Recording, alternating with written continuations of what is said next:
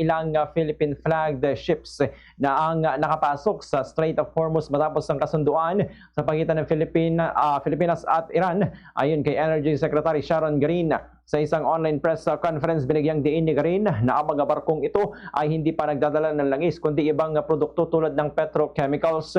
Binigyang diin ni Garin na mahalaga rin na malinaw na ang clearance hindi lang para sa mga Philippine vessels kundi para sa mga produktong patungo sa nasabing bansa sa kaligtasan ng mga crew. Kilala ang Strait of Hormuz bilang makitid na daungan o daanan na siyang nag-uugnay naman sa Persian Gulf at Gulf of Oman patungong Arabian Sea. Bago ang kasalukuyang krisis dito, dumadaan ang halos 20% na supply ng langis sa buong mundo, pati na rin ang iba pang mahalagang kalakal. Malalang sinara ito ng Iran kasunod ng mga pag-atake ng US at Israel. Ayon sa ulat, libo-libong Filipino seafarers pa rin ang stranded sa Persian Gulf at sa Strait kung saan hindi pa kasama rito ang mga nagtatrabaho sa mga offshore facilities.